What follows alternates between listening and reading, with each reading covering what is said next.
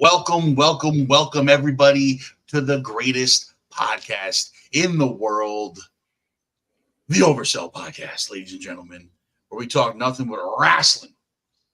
Here we are on a insane week of wrestling. We had SummerSlam, we had Monday Night Raw, which was unhinged, and then the return of these two dorks' favorite guy ever, the Tribal Chief. The Tribal Goat.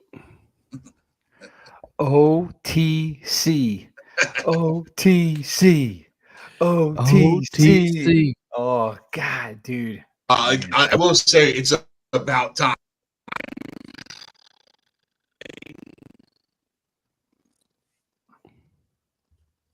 But we'll get to that. Oh, will we? we may not if you're the one hosting it. we may not, Mr. Roboto. We may not. I'll tell you what. Let me ask the questions because we can't hear you ask the questions. So you sent us a little agenda here, and I happen to enjoy the agenda. So let me pull up what our host, the guy who's supposed to be leading the show, Wade Poole, Mr. Roboto, is going to be doing. But listen, first up on his list happens to be a dynamite list. As you said before, Raw Chaos. Chaos. Absolute chaos. Unhinged. Chaos. Craziness. There was so much to unpack. So before we get into it, Zoop, give me your highlight of Raw. Jesus. I don't even know where to start as something that was like a highlight. It was just nonstop. Every single match. Chaos, Odyssey Jones, Bronson Reed. All these things are to create a mess of a show. I hate you guys.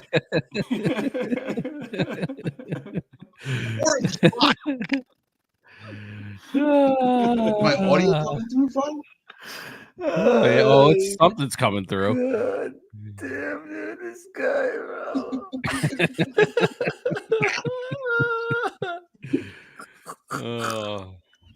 What I will say is that they're obviously trying to make SummerSlam as big as WrestleMania. And one of the best things about WrestleMania is the Monday Night Raw after WrestleMania. And I think they made it a point this year because they haven't even done that after WrestleMania the last couple of years. So I think they made it a point. Pretty lame.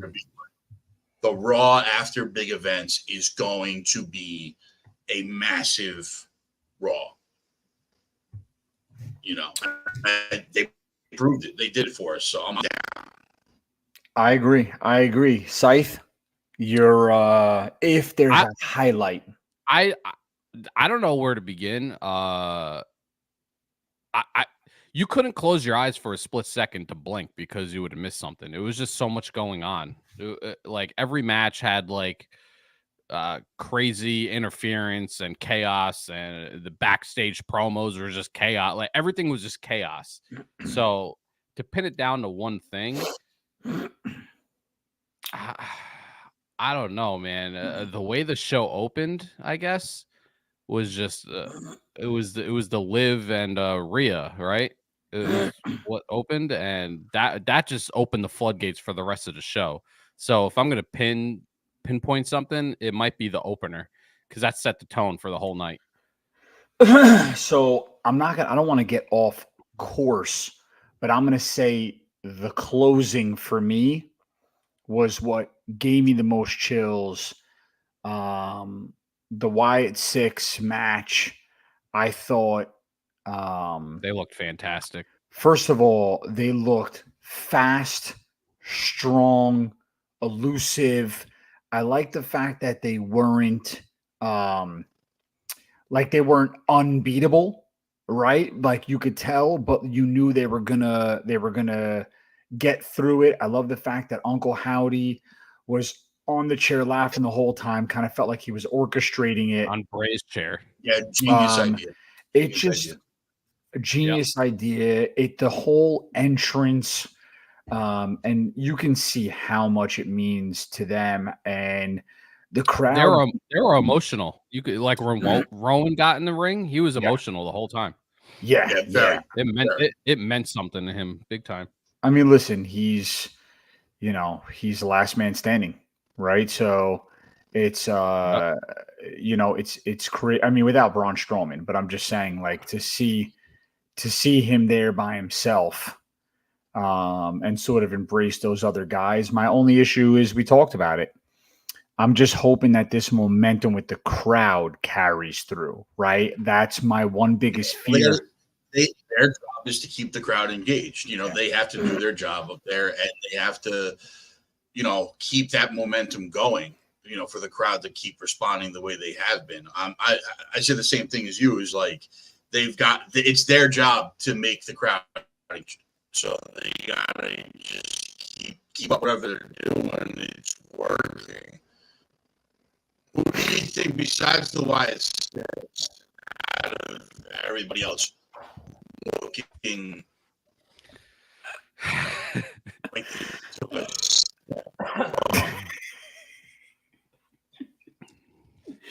I wish I knew what you said.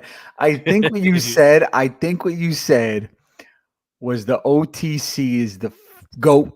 I think you said That's that. what I I heard. think I heard that in there. He actually acknowledged him for once. And I also think he said, because what I'm hoping is what I'm hoping he said is that what he said with Odyssey Jones as the new Biggie, what he said with what the new Judgment Day was going to look like moving forward, right? And also the Bronson Reed segment. The Bronson Reed segment, I thought, was obviously Brilliant. they're trying to give Seth Rollins some time off. It was brilliant. The guy won the Andre the Giant Battle Royale. The guy looked phenomenal in the Elimination Chamber. We're not even going to get into how they destroyed Montez Ford after that, but forget it. And then for him to come out of nowhere and just destroy Seth Rollins there in what none of us really understood what was even going on, for all intents and purposes. But all we kept saying was, wow, this is unhinged. Where do you think Bronson Reed goes from here? Do you think this propels Bronson Reed, or is he going to disappear again? That's a tough one. I mean, you can have. I don't know what you said. I'm sorry. I'll say. I think having Bronson be that guy to put Seth on the shelf, he doesn't have to go into like number one contender like realm, but you can have him go after Braun Breaker, and you start elevating the IC title, and those two would be phenomenal together in the ring. I like that, dude. By the way, I didn't even think about that. Bronson Reed against Braun Breaker would be massive. It was surprising to me that they had Sami Zayn look so strong in an initial win against Braun, just for Braun to absolutely destroy him in 3 minutes flat in the second go around. It was a weird take on it, but if that's the way they're going, if Bronson Reed gets to face Braun Breaker, I'm all in for that. The McIntyre Rollins Punk match was very good. Rollins was on another level as a ref. I'm just like, how do you feel about the next phase? Check.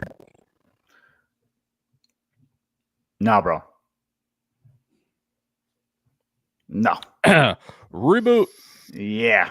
That's a I'm gonna need you to do a hard reboot where you take that laptop and throw it down the street. Run it over a few It's the times. laptop, to be honest. Yeah. All right. Maybe it's the person using it. Whatever it is, it's coming through real crappy. But it's because probably you didn't read the comic book edition of Check. Monday Night Raw.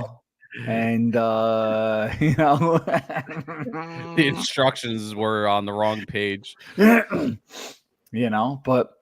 yeah, I mean, how'd you feel overall about that Punk? How'd you feel overall about that Punk segment and how it's going to lead further now down the road? I thought it was pretty good. I thought the promo itself was actually fantastic, and I think eliminating Seth from the picture. I mean, he apparently has like a chronic injury and whatever, so he needs like a lot of time to heal. But eliminating him from the picture and the two of them can actually focus on each other and not worry about somebody else interfering on either end of it, I think is finally going to give us like a little closure to that storyline.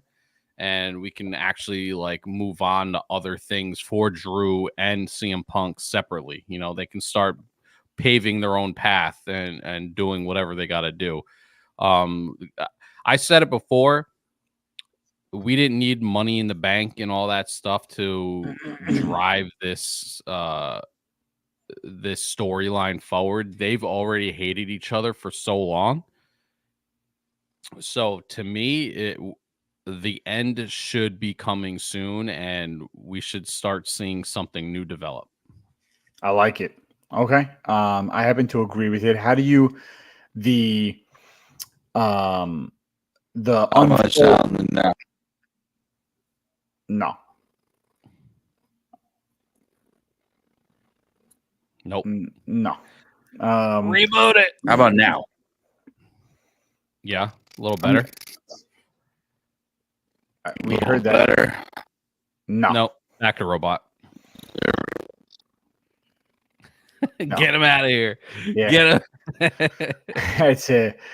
That's a negative. But this is why, though, you got to understand. This is why, though, Scythe, when like I can't take a guy that's serious that can't even like do a podcast the right way. It's when he's giving me his opinion and he's talking about all these things, I'm supposed to take him serious. The guy can't even do the podcast, bro. Like, we can't get a regular stream. Get this guy out of here, bro. If you the ones are not up, if you don't acknowledge the tribal chief, we got to get you. You can't be taken seriously, though. Can't be if taken you can't serious. acknowledge him, you can't be taken serious. Okay. Now that we gotta keep this going here. Okay. Let's talk. Condom. Give him some credit, bro. He went from Dirty Dom. Dirty Get rid of Dom. Condom. Dirty Dom is a mega heel. He I is. loved the turn on Rhea. How'd you feel about that, dude? Bro, I don't know if you heard me and Wade talking about it. Johnny said it too. Go ahead. Yeah, during SummerSlam or our other show, I think beforehand. But I was basically laying down this path of when Liv and Rhea finally meet up at SummerSlam, Dom is going to interfere. And I feel like I'm not like saying anything crazy. Like, I feel like this was, predictable by a lot of people. Yeah. But it's just what I was seeing. And like, it was going to be Dom that interfered with the match, make it look like an accident, and it would benefit Liv in some way. And the fact that that happened, and then the little turn of the smile, like as soon as you see him smirk and like, yeah, I did that, and Rhea looking at him and then kissing Liv and all this other stuff. It's like, it's been a phenomenal storyline. And now that Rhea is like fully back, and now that Liv is still the champ, that tension's not going to go away anytime soon. And this storyline is just going to go through the roof. It's going to be like, because it was great without Rhea, just Liv breaking Judgment Day down like every week, just constantly doing something to break them down. And it all led to this moment of kicking out Rhea and Priest. Like Liv was the catalyst for all this happening, and it's been fantastic storytelling. So the fact that Judgment Day, the term that I keep seeing is the breakup of Judgment Day, and it's driving me crazy because they're not breaking up. They just kicked out Priest and Rhea.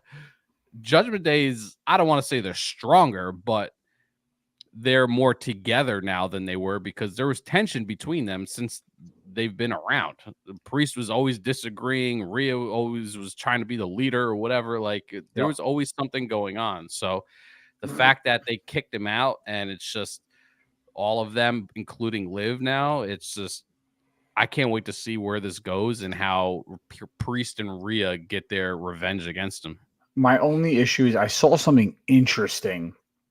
Someone said this is the new Triple H China, where make them both champions again, Priest and Rhea, and have them be like a dominant female male duo that run through.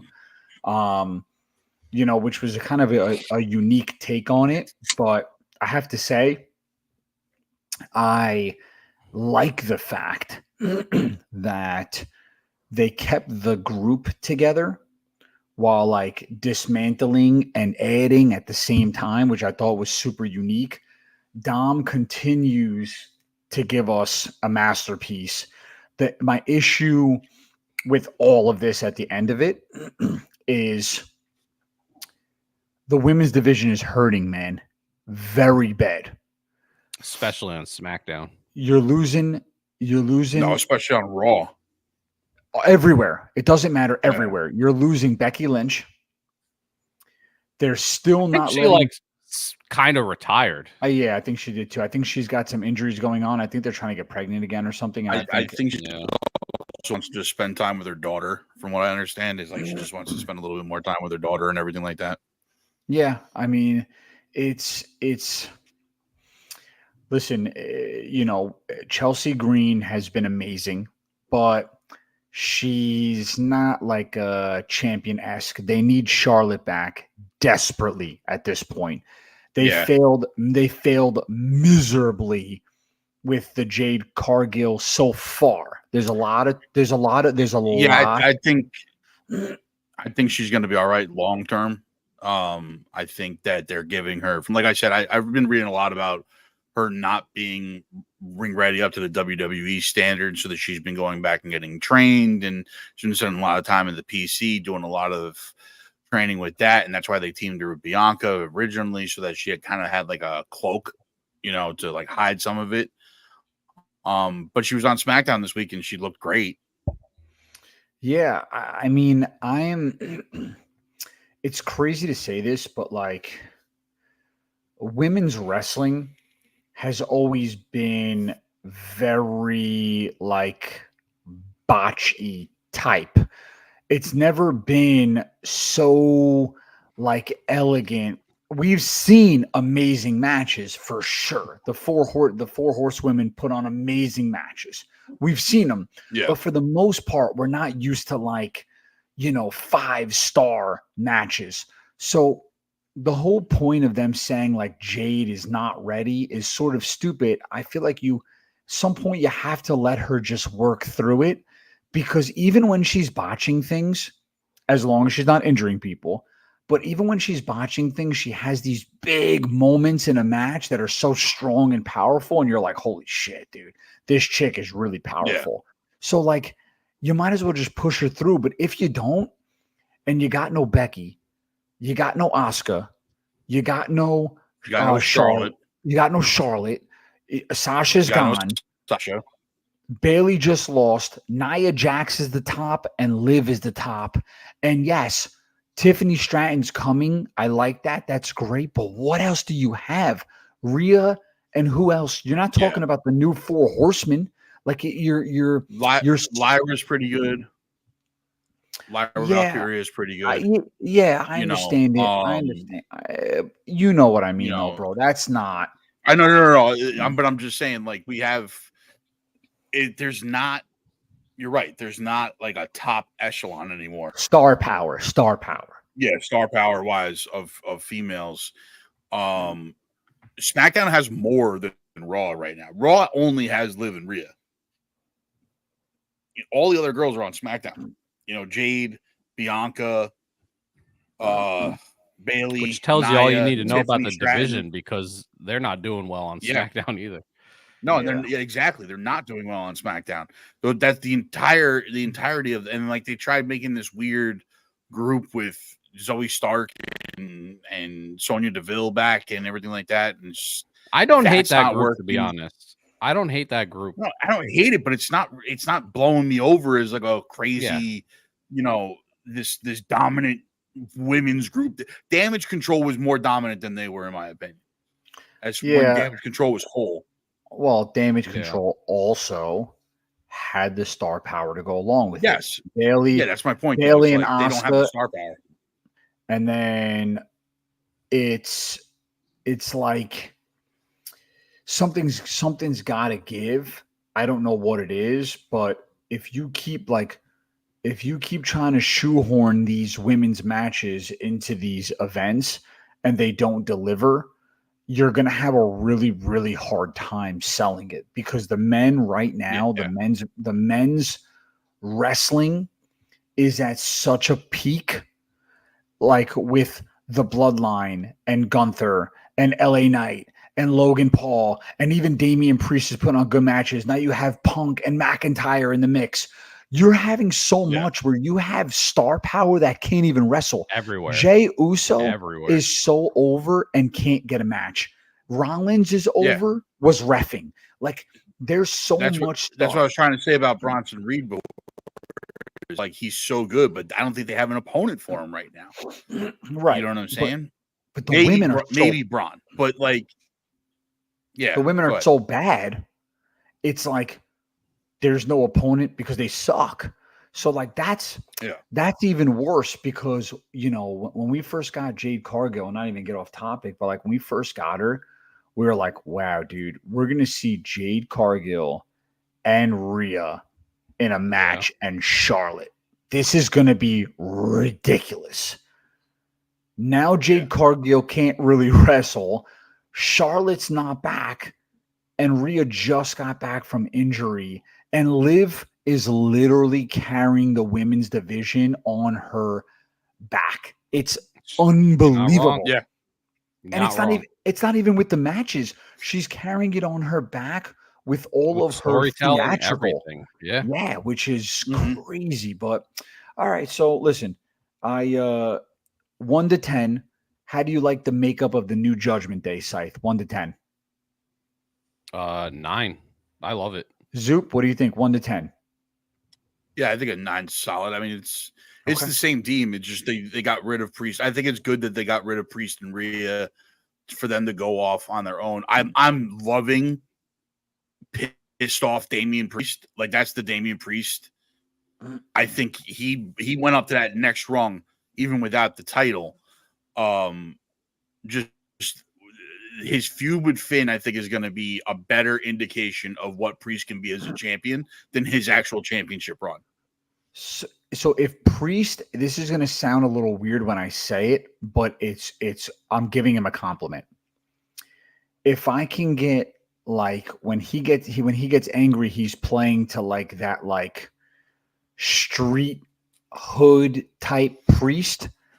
If I can just get mad Priest, because he's actually winning me over a lot. And I like his presence in the ring right now. And he had a solid title run too. He did. And the crazy thing is he's making me feel, he's giving me more of an Undertaker vibe than I've ever gotten before.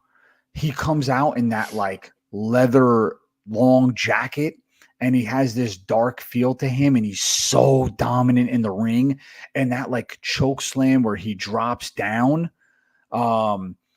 just the things he does. He has a lot of high energy. He's got like this kickboxing thing going. Like he sort of catches you off guard with what he's going to do. I just don't want, I don't know. It's weird. It's like what I'm trying to describe is a little weird, but like, I don't want the Undertaker again. I just want something close.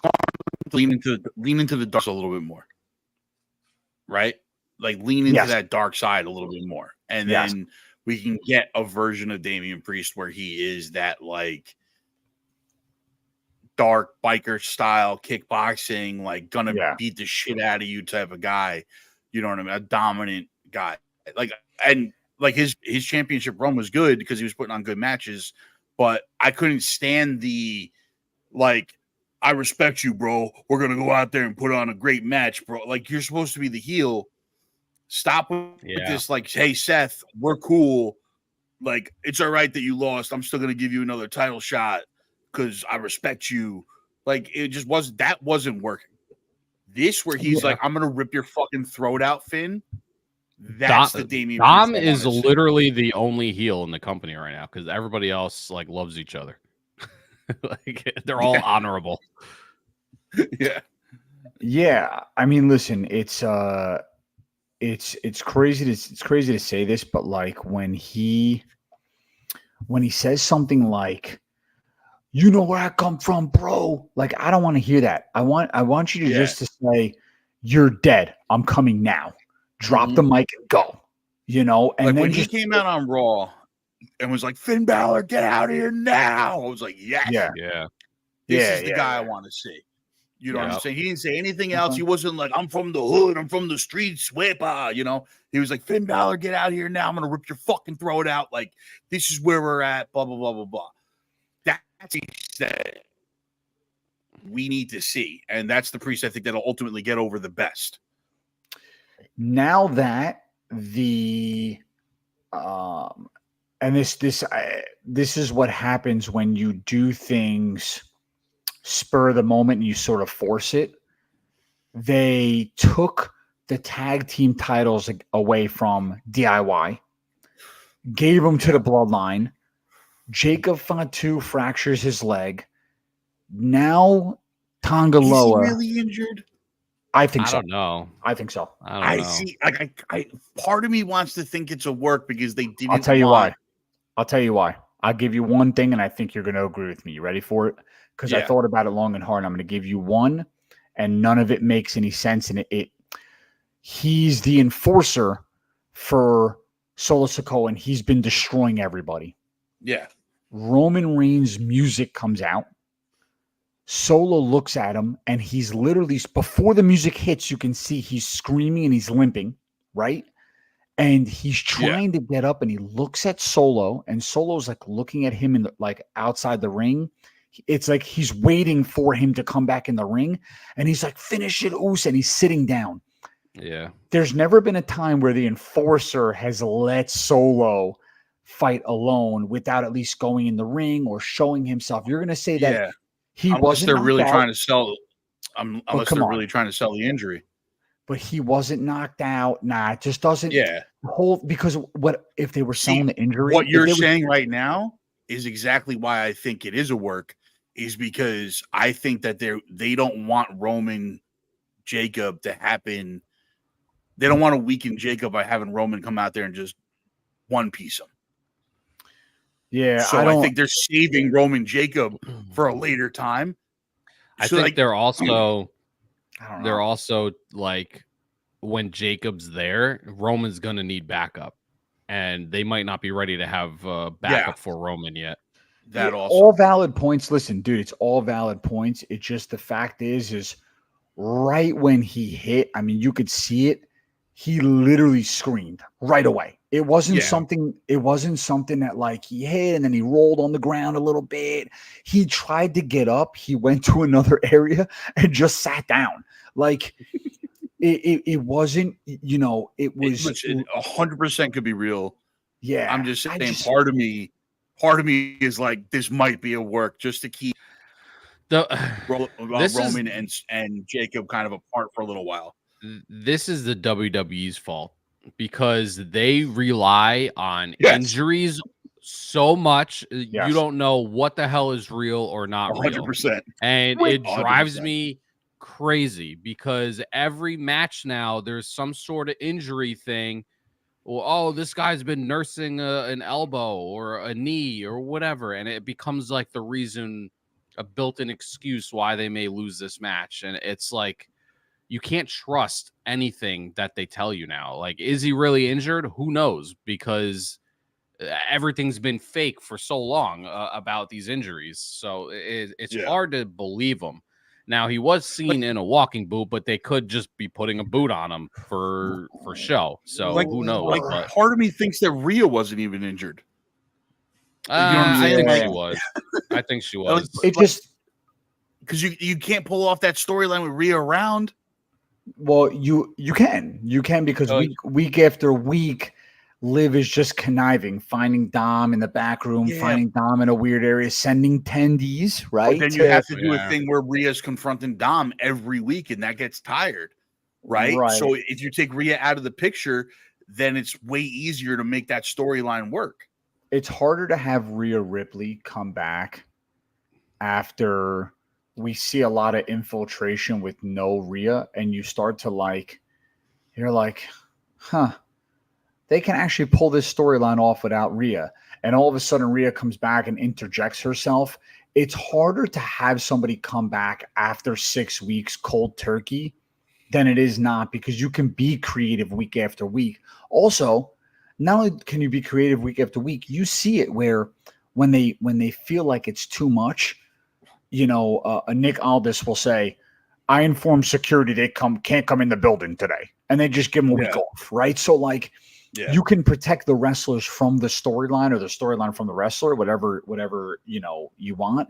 But either way, I just genuinely believe that these, when these guys and girls get injured, I think WWE, like you said, you hate the fact that they use injuries, but because it's fake and it's theatrical, it actually, we have to sit here and wonder, huh? Yeah, that's what I'm saying. So it works. It works. Definitely right? works. You're like, huh, shit.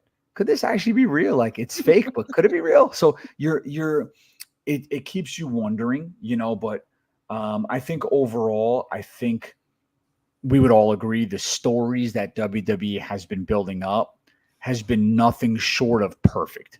It's been a masterpiece across the board. But back to the tag team division, because that's what I was going to say. Yes, the tag. That's what I was going to get to. How do you feel now if Fatu is really injured, and you got to see Tama Tonga and Tonga Loa, who's the fucking worst with the tag titles? You're never going to see a match, correct?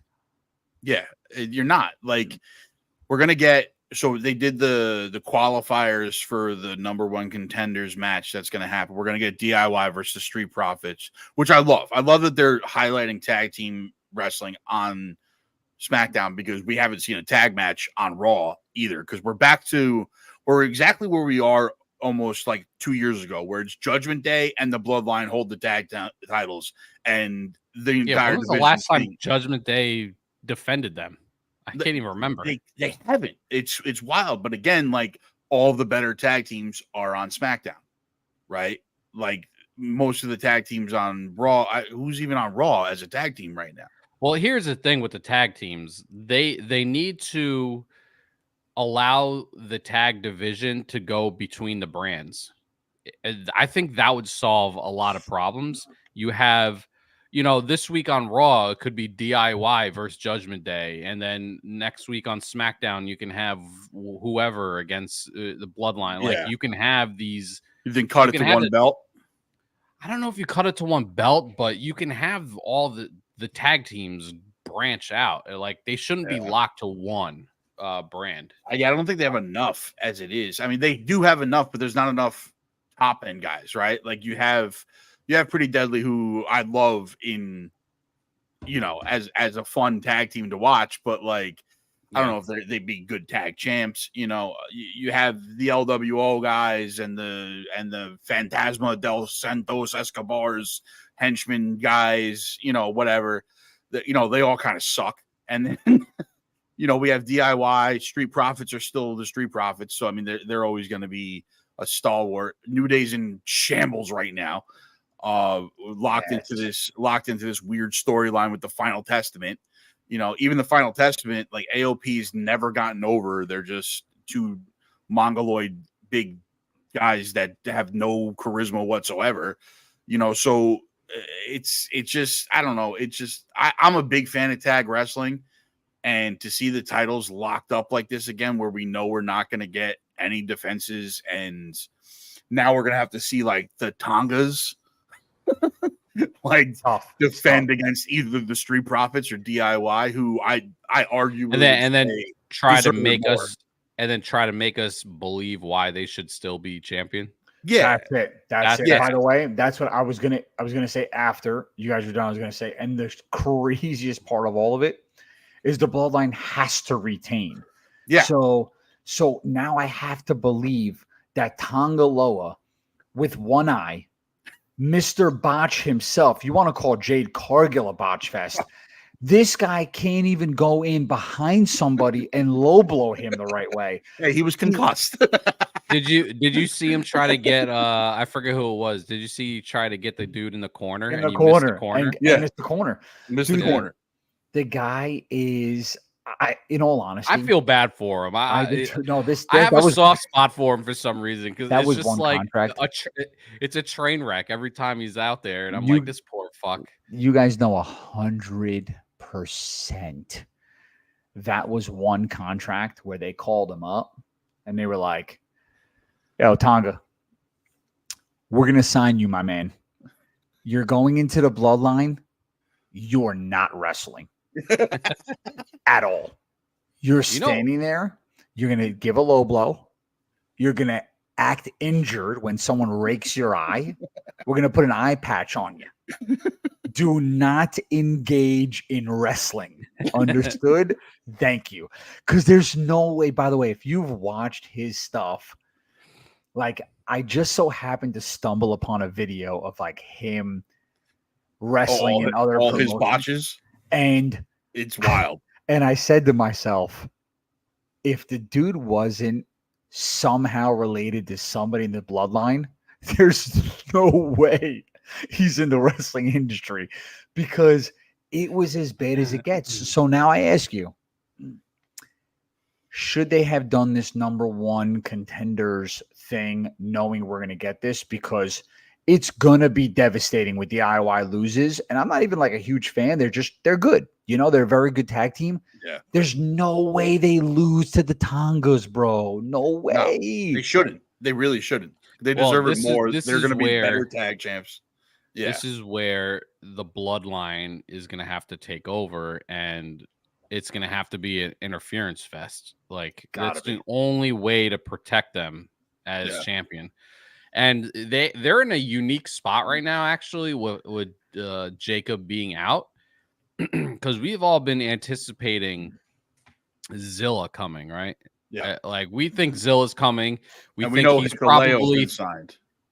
Yeah, right. And we think he's coming to Team Roman, right? He's gonna go up against Solo and Jacob, but they're in a unique spot where Solo can be like, "Hey, we got one on the shelf. I had to make a phone call," and then boom, Zilla's planted right into Jacob's role while he's gone, and now they're whole again, and it puts Jacob in a weird spot, because when he comes back, when he's ready to come back, now you can have him be like, what side is Jacob going to come back on? Because now you can put him in a different spot. We might also be looking at this as too much of a, because we're very stuck in this like 4-on-4 thing. Yeah. And I like, the conspiracy theorist in me is thinking like, maybe Zilla and Hikuleo come just to help Solo, and Jacob comes back and he's just on Solo's side, just so they have more numbers than Roman can put together. And then Roman's got to go he's got to go Jimmy and Jay, bring back Sammy, because Jay and Sammy are teaming up now, right? And then doing their bloodline handshakes and shit. Yeah, doing their bloodline handshake and whatnot.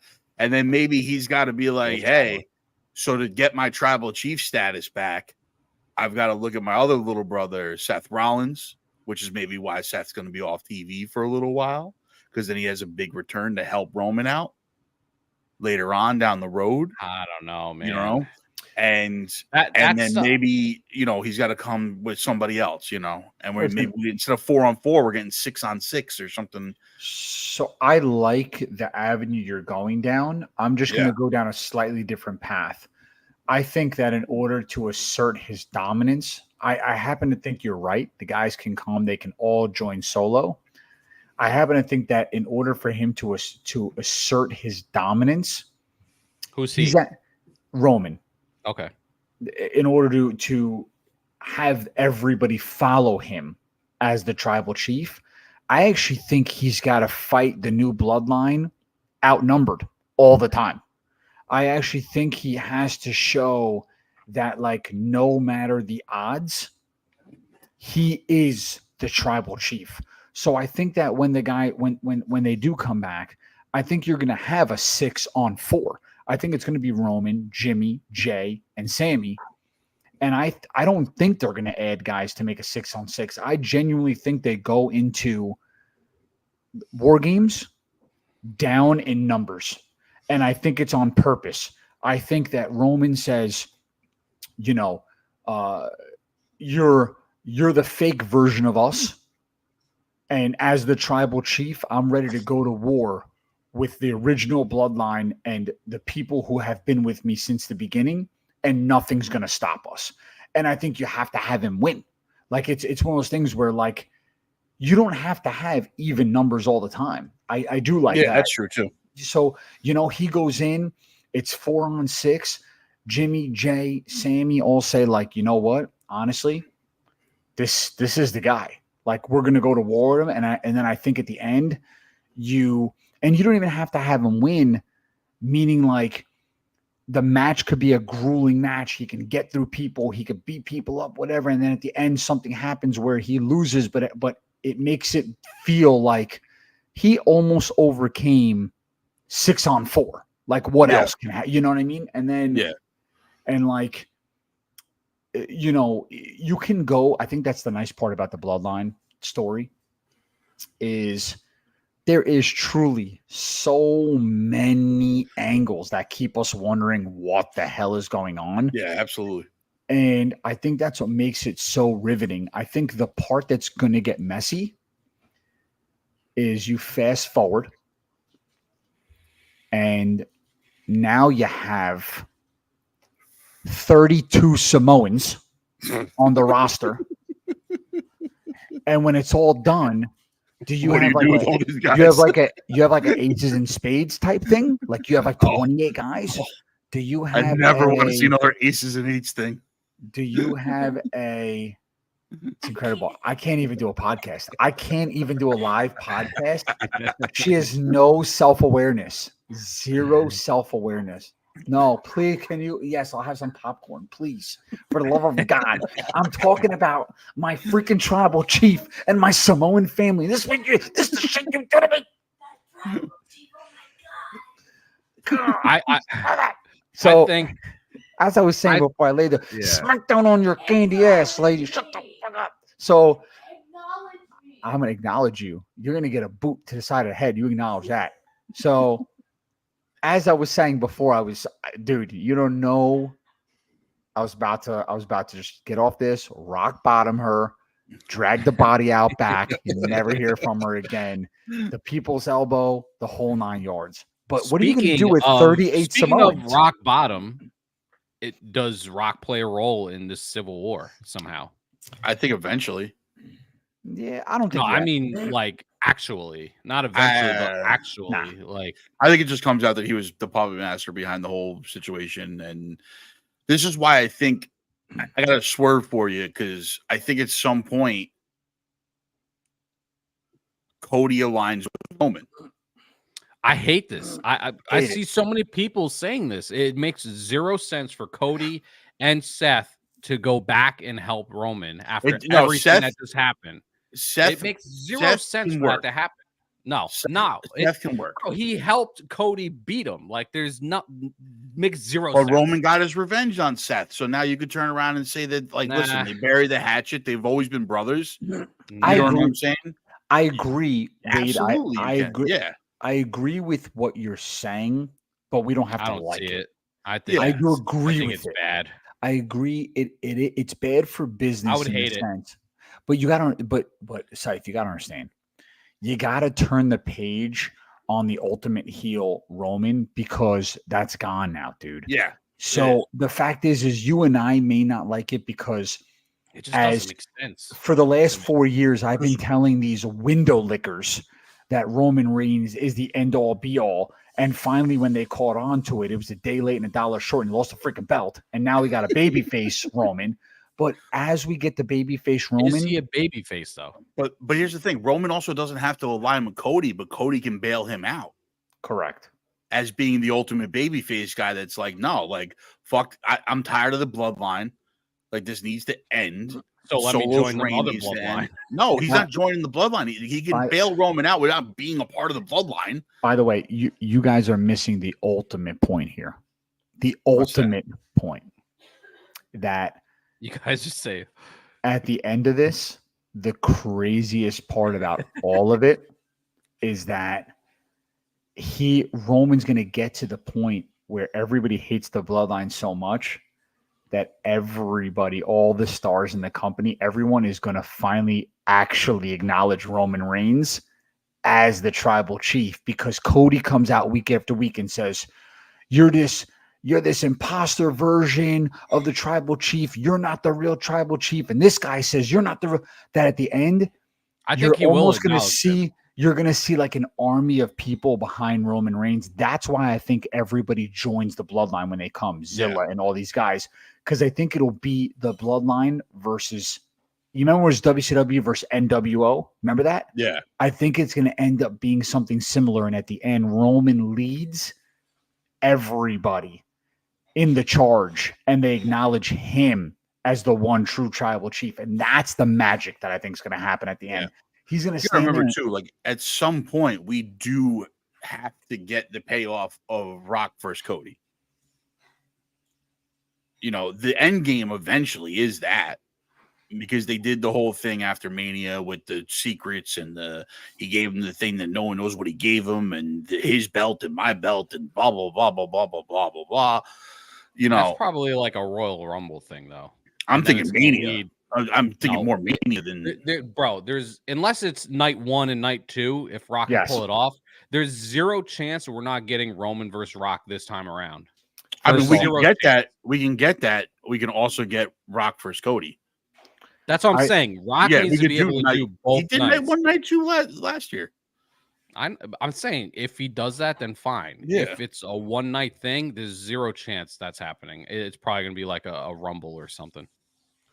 Yeah, I think that I think there's going to be like when Rock comes back, there's going to be a tremendous amount of tension, obviously between Rock and Roman, and I think it leads to Roman screwing the Rock over so Cody could beat him. And Cody, because they're not going to have Rock beat Cody for no reason. Rock's he's done. You got to have Cody keep face, and I think it sets up the feud of Roman and Cody, with Rock out of the picture. We are gonna get a third match of that. That's definitely happening. Yeah, that's got to happen. And probably next SummerSlam. I think night one. I think night one, Roman screws over the Rock, and Cody retains. And night 2, the Rock faces Roman. And it's like a face-off because now the Rock is pissed. Roman screwed him. Roman wants to show him he's the true one. Roman beats the Rock. Rock's out of the picture. Now Cody and Roman fight again for the belt down the line. How about this? I think the Rock Cody comes to save Roman in the fight against the Rock because all the Bloodline members come to help the Rock out. Yeah, and that's where Cody backs up Roman. Could be. By the way, if that happens, it'll be everybody. It'll be Reigns. It'll be Kevin. No. It'll be Cody. Yeah. It'll be Seth. It'll be but I'm saying Cody will be the Undertaker. Yeah. You know what I'm saying? Like he'll be the final one that comes out and really turns the tide. Yeah. No, yeah, listen, maybe. It could. I think. Could be. By the way, I don't even think so. I think they get their Stone Cold moment this time around. How about that? Oh, maybe that too. I think the Rock thing is gonna come to head way before WrestleMania. I think it, like we've all been saying, The Rock is the one that's the puppet master for Solo. He's the one that is telling him to be the tribal chief, because when Solo first did this, it was losing has consequences and there's change. Now Solo lost. Maybe The Rock somehow interjects and he's like, losing has consequences, and he tries to take the tribal chief thing from Solo, and he's trying to lead them and becomes their leader, and Solo's his enforcer now. It could be like some like that, where it's The Rock's been the puppet master the whole time, and that's where the Roman starts having tension with The Rock, because The Rock was the one that orchestrated to pull the tribal chief status from Roman to begin with. Steve's very mad that we're not acknowledging him in the chat. I know. So Steve needs to realize I'm adding the chat to the stream so everybody can enjoy Steve it. also needs to realize that any given moment he could jump on this podcast with This us, is but he very refuses true. to do that and This is just very constantly true. inundates our chat with his ideas instead of just telling them to us. And Steve also has to Very true. realize that if your points were good, we would acknowledge them, but they suck. So shut up. How about that? Okay. So I'll tell you when to speak. Okay. Thanks. Mute his ass in the chat too. F this guy. So I'm gonna approve this one.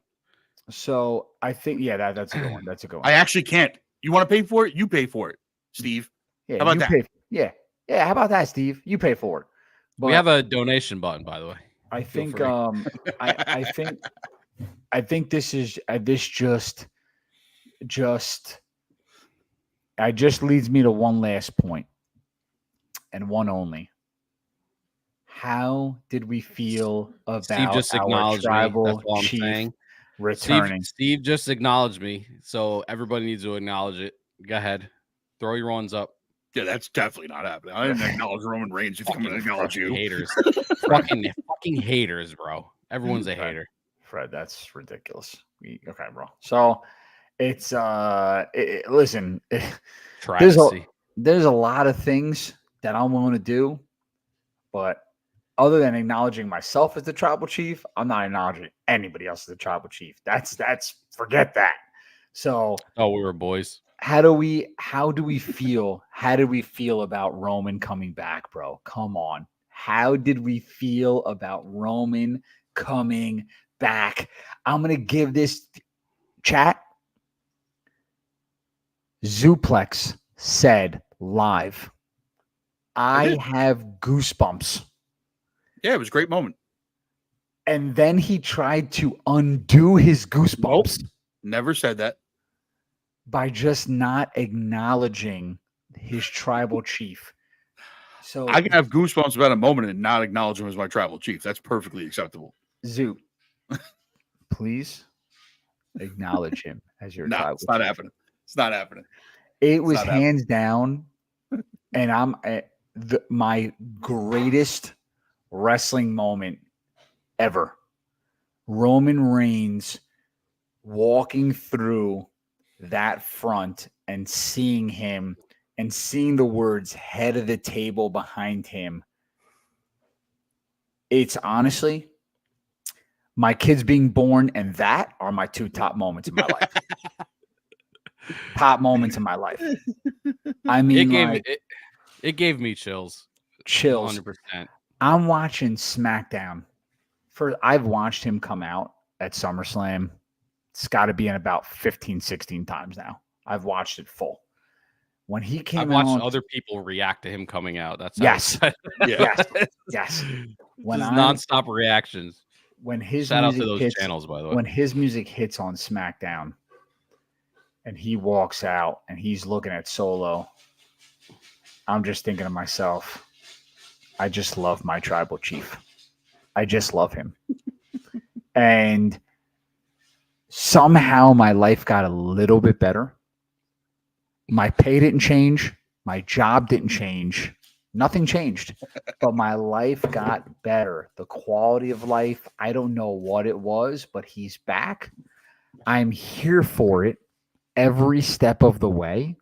And when Roman leaves again, I'm out again. I'm done. I mean, to be honest, the next time he leaves is probably for good. Me too. Then Maybe. Yeah, it'll probably be him retiring. Maybe. me too.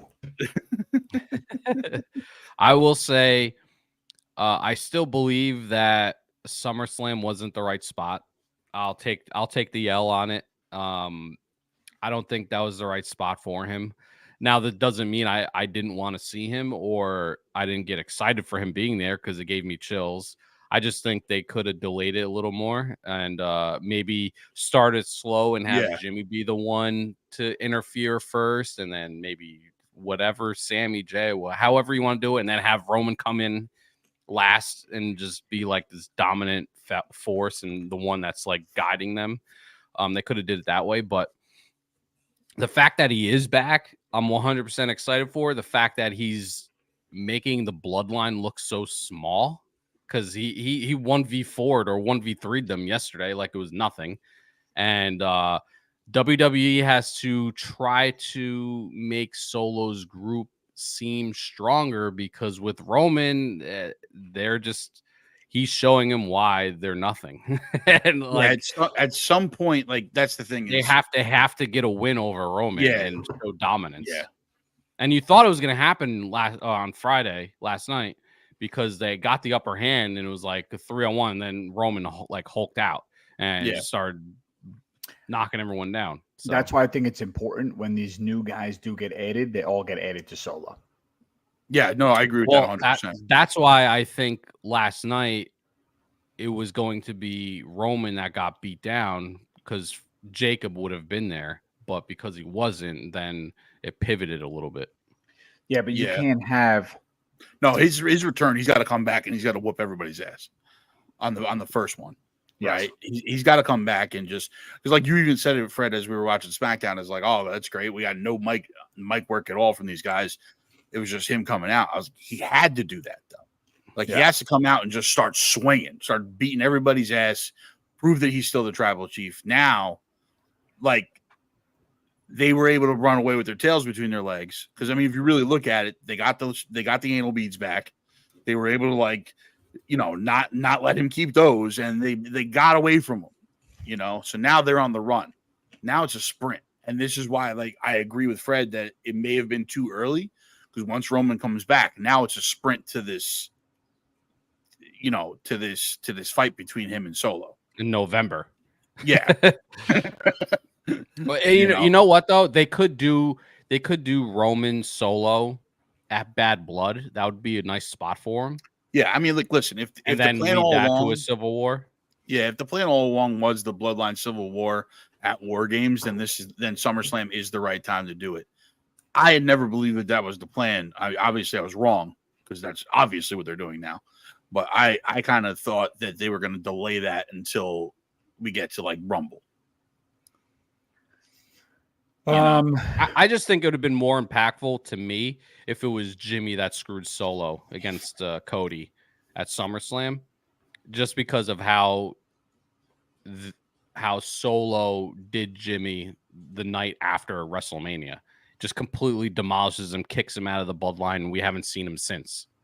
So I think Jimmy would have been the play there to screw him over. But hey, I'm not going to complain because Roman's back and I acknowledge him. So OTC. Always OTC. I mean, listen, it's eventually they're going to have to get the upper hand on him, and we're going to have somebody come help him, right? Eventually. Who we got in the chat here? Entertainment guy, sport entertainment guy, Brother Contreras. Brother Contreras. Shout out, brother. We appreciate it. Yeah. So it is what it is, man. All I know is my tribal chief is back, and there really is nothing else in SmackDown that's worth watching at the moment. Can we? There's talk nothing about that? else in wrestling. Let's be honest. Most of SmackDown wasn't worth watching until the last 20 minutes. That's what I'm saying. That's exactly what I'm saying. I mean, the opening tag matches are cool.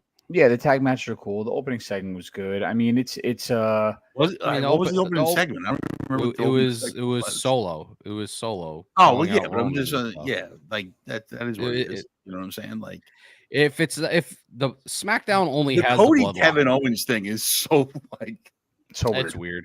It's Yeah, weird. it's weird. I get it because you want to have Cody have another title defense. Yeah. It's an obvious like. I didn't think Bash at Berlin was the spot for that, but okay. I listen. No matter what, though, there's no spot for that because it's like everybody knows Kevin Owens is not winning that title. So pointless. It's so pointless. This was all of those title defenses that Roman had while Cody was out on injury. That you knew he was never going to lose the title because he had to wait for Cody to come back. The ones that you hated. Yeah, tremendously. And I'm not liking this one either. Listen, this is the problem with the long-term storytelling, though, is the in-between parts until the payoff is we're going to have to watch Cody defend this title against everybody in the company because he's going to give everybody a chance because he's that baby face. He's that John Cena type U.S. title, like open challenge type of guy, right? And none of them are going to ever. There's never a risk of him actually losing the title. I mean, Randy Orton, unless the Bloodline gets involved somehow in one of his title fights against somebody else, and makes Randy him Orton's lose, the guy. That would be but Randy Orton's going up against Gunther. Listen, Randy Orton and John Cena, whenever it happens, those will be the two potential that you're like. Also, why I think that there's a possibility that he beats Gunther. Yeah. Not in the first match, but maybe in the third, because they're going to go like a 3-peat for this. Yeah. I think that he beats Gunther to give Cena that return match against Randy. Do you want to hear? I'm going to be honest with you. You know what I think with Gunther here. You heard it here first. Gunther is going to have the belt for 4 years. You heard it. You heard it here.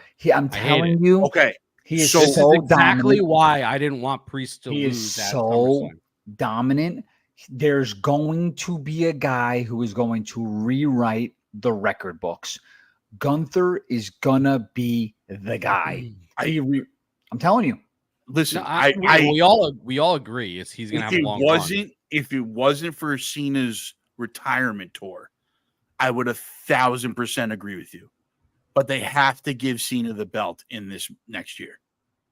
Which he's got to break. He's got to break the record. Or Cody's. It's not gonna be Cody's. They're not gonna inject him into a bloodline feud with Cody. Gunther's belt is the one that's going to go, dude. Like, okay. You know what I'm saying? Like, there's too much storyline wrapped up into Cody's belt. So John Cena, a absolutely decrepit John Cena with 6 hairs left on his head is literally going to be Gunther, one of the most dominant WWE superstars. No. See, I didn't say he was going to beat Gunther. Okay. I said he's got to get that belt eventually. That's why I think Randy beats him. Okay. After the third match. And you have that rematch, a rivalry rematch between John Cena and Randy Orton for the title. And Cena beats Orton. And then maybe later on in the year, Gunther beats Cena. And then goes on his 4-year run to hold the title for it. So that would work. So I just want to circle back. That would work. I agree with that. Randy Orton beats the most dominant superstar. He's a legend killer, bro. He's a legend killer. Fine. But then Homer Simpson beats Randy Orton. Homer Simpson. And then shout out Joe Hendry, by the way. Then Gunther comes back. His name and he'll appear. It's, by the way, it's incredible. It does work.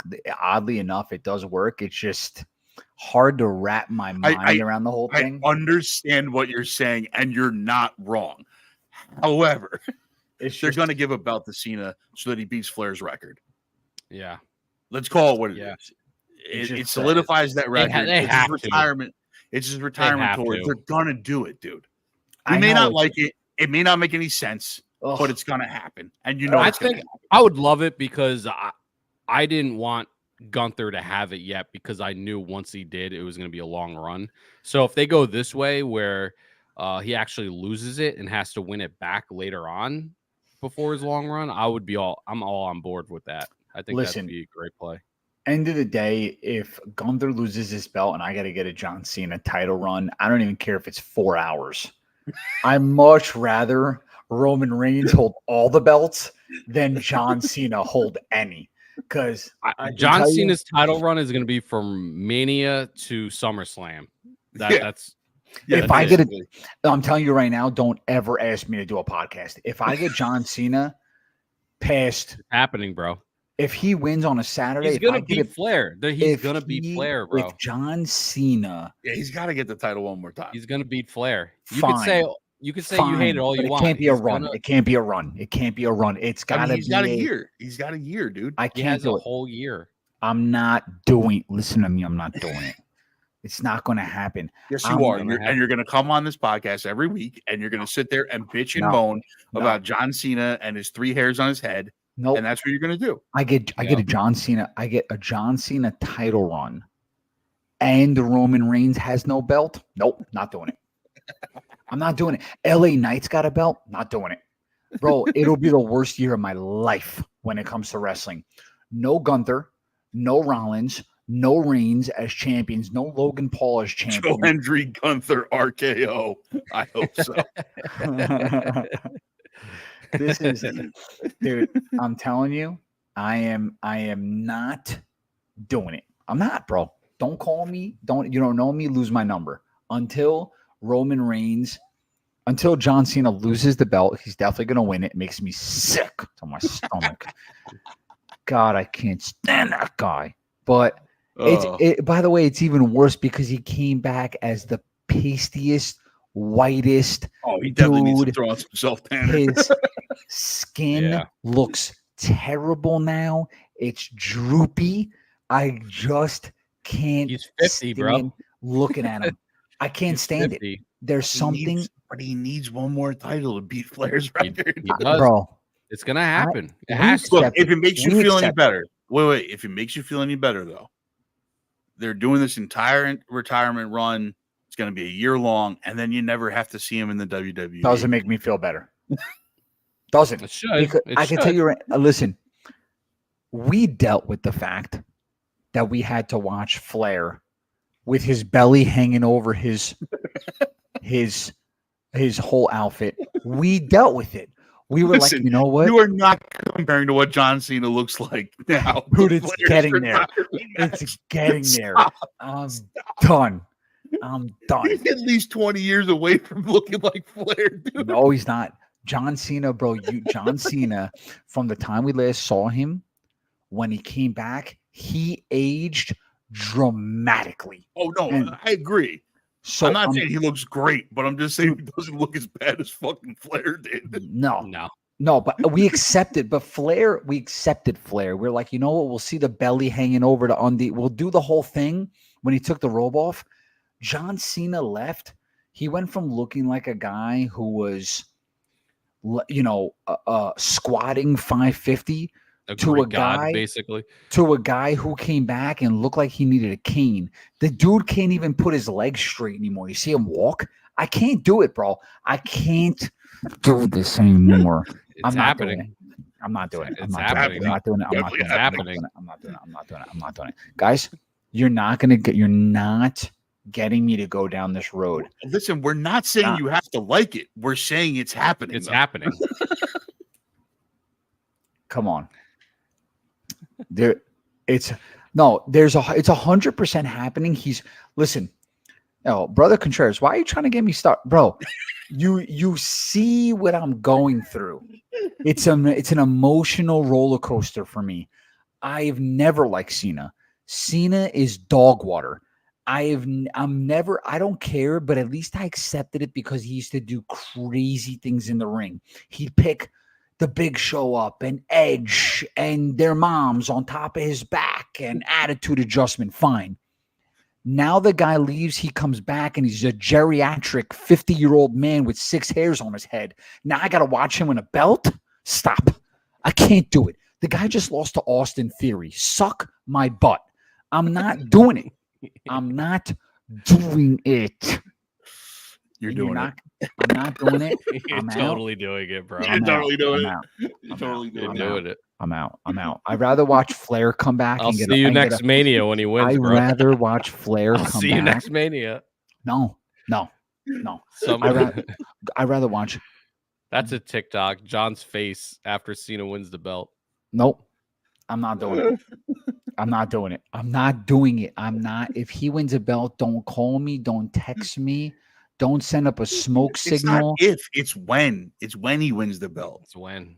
I'm not doing it. I'm not doing Sound like it. a 7-year-old eating veggies. I'm not doing it. I'm not doing that either. I don't care. I'm not eating veggies, and I'm not watching John Cena on a title run. Nope. It's not going to happen. Ladies and gents, you heard here. What I'm doing is I'm skipping all the moments, and I'm getting to the bloodline. And when that's done, I'm turning it off. I'm not there. I'm fast forwarding through things. If I don't see ones in the air, if I don't see bloodline paraphernalia, I'm not. I mean, watching. listen, you could definitely do that on SmackDown. There's no reason to watch anything but the last 20 minutes of SmackDown anymore. It is ridiculous. The distinction between this week's Raw and this week's SmackDown was it's so criminal. So criminal, different. Bro. It's insane. Like we were sitting there talking all week, like SmackDown's gonna be crazy. SmackDown's gonna be crazy. SmackDown's gonna be crazy. Yeah, Roman came back. Yeah, he beat the shit out of the Bloodline. But overall, the show itself. Overall, it was an hour of commercials and blackouts and muting. You tempered. Fox needs to go, man. I can't wait till they're gone. You tempered the expectation, Zoop. You said they all show. Every show can't just be unhinged chaos. We haven't had unhinged chaos on Raw in 9 years. Okay. Yeah. So we were due for a Raw that blew our minds. For the better part of 3 years, we were getting really good SmackDowns. The Bloodlines, we were getting really good SmackDowns. No, we were getting really good Bloodline story at the end of every SmackDown. It's been like this for a while, dude. Like, I don't think I think you're looking through everything through Bloodline is carrying rose-tinted glasses where you're like, SmackDown's been amazing. Yes, because the last 20 minutes you get your tribal chief and you get to like put your one up and you get to like do your thing. It's good enough. Whatever. But the 3 quarters before that of the show, it's nothing. It's been terrible. But you want to know why? I think because I DVR them all.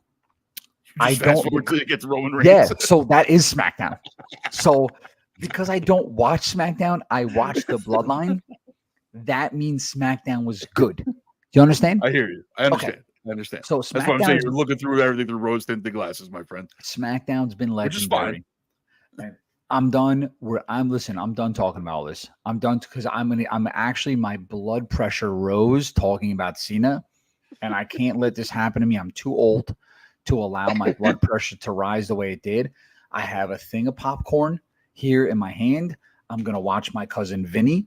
I'm gonna laugh a little bit, and I'm all not that salt and butter is gonna help your blood pressure. By the way, and it's fine. And I'm not gonna think about John Cena. And if somehow between now and then John Cena suffers a setback and he can't come back to wrestling, I'm not going to January be so 1st upset about it. The road to Cena starts.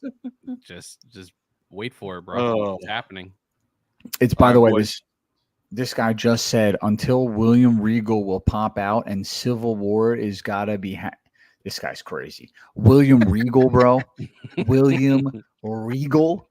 Are you referring to John Cena as William Regal? I'm hoping, because then you're my guy. But if you're saying really William Regal, this dude's out to lunch. You can't. There's no way. So. Boys. Everybody, thank you for joining us here on the Oversell podcast on the GGen network. We appreciate all you guys coming out, jumping in the comments. These guys will put their ones up. I still have not to this day put my one up. This is where we're at. I refuse to acknowledge him. Put your one up. Anyway, love you guys. Thank you guys so much for joining us. Make sure you guys check out everything on GGen network. We have a whole bunch of content on there, back content that you can go and guys can go check it out. We'll see you guys next week for another episode of the Oversell podcast. Later, everybody. Peace. OTC, baby. OTC.